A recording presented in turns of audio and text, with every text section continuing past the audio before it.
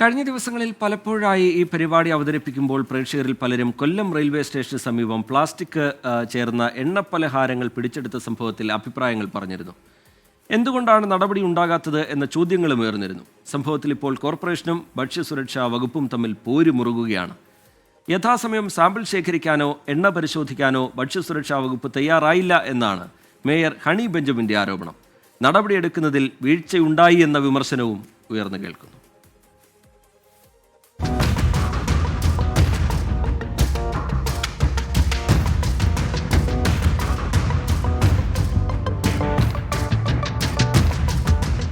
കൊല്ലം railway സ്റ്റേഷന് സമീപം plastic ഉരുക്കി ചേർത്ത എണ്ണ പലഹാര സാധനങ്ങൾ ഉണ്ടാക്കാൻ ഉപയോഗിച്ച സംഭവത്തിലാണ് കോർപ്പറേഷനും ഭക്ഷ്യസുരക്ഷാ വകുപ്പും തമ്മിൽ പോര് മുറുകുന്നത്. സംഭവം അറിഞ്ഞ സമയം മുതൽ കോർപ്പറേഷൻ സെക്രട്ടറി, സ്ഥിരം സമിതി അധ്യക്ഷ, ബന്ധപ്പെട്ട ഉദ്യോഗസ്ഥർ എന്നിവർ ഭക്ഷ്യസുരക്ഷാ വകുപ്പുമായി ബന്ധപ്പെട്ടെങ്കിലും കാര്യമായ പ്രതികരണം ഉണ്ടായില്ലെന്ന് കോർപ്പറേഷൻ സെക്രട്ടറി തന്നെ കൌൺസിൽ യോഗത്തിൽ അറിയിച്ചതോടെയാണ് ഭക്ഷ്യസുരക്ഷാ വകുപ്പിന്റെ വീഴ്ച മറനീക്കി പുറത്തുവരുന്നത്. കോർപ്പറേഷൻ ശേഖരിച്ച സാമ്പിൾ കൈമാറണമെന്ന് അടുത്ത ദിവസമാണ് ഭക്ഷ്യസുരക്ഷാ വകുപ്പ് അറിയിക്കുക പോലും ചെയ്തത്. എന്നാൽ വകുപ്പിന്റെ ഉദ്യോഗസ്ഥർ സാമ്പിളുകൾ ശേഖരിക്കാത്തത് കേസിനെ ബാധിക്കുമെന്ന നിലപാടാണ് ഭക്ഷ്യസുരക്ഷാ വകുപ്പിനുള്ളത്. കോർപ്പറേഷൻ താമസിച്ചാണ് സംഭവം റിപ്പോർട്ട് ചെയ്തതെന്നും ഭക്ഷ്യസുരക്ഷാ വകുപ്പ് ഉദ്യോഗസ്ഥർ പറയുന്നു. എന്നാൽ ഭക്ഷ്യസുരക്ഷാ വകുപ്പിന്റെ ഭാഗത്തുനിന്ന് വീഴ്ചയും കാലതാമസവും ഉണ്ടായെന്നാണ് പൊതുവെയുള്ള വിലയിരുത്തൽ.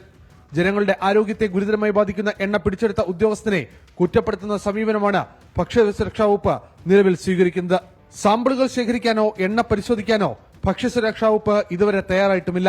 സംഭവത്തിൽ ഭക്ഷ്യസുരക്ഷാ വകുപ്പിന്റെ വീഴ്ച കൌൺസിലിന്റെ അനുമതിയോടെ സർക്കാരിന്റെ ശ്രദ്ധയിൽ കൊല്ലം കോർപ്പറേഷൻ പെടുത്തി. ഫുഡ് സേഫ്റ്റി ഉദ്യോഗസ്ഥരുടെ ഭാഗത്തുനിന്നുണ്ടായ വീഴ്ച പരിശോധിക്കണം. അവരുടെ ഭാഗത്തുനിന്നുണ്ടായ കർശനമായ നടപടി അതുമായി ബന്ധപ്പെട്ട് എടുക്കണമെന്ന് ഗവൺമെന്റിന് ഉറപ്പായിട്ടും ഇന്നലെ കൌൺസിൽ കഴിഞ്ഞു. ഇന്ന് രാവിലെ അതിന്റെ നടപടി ഗവൺമെന്റിന് അയക്കും.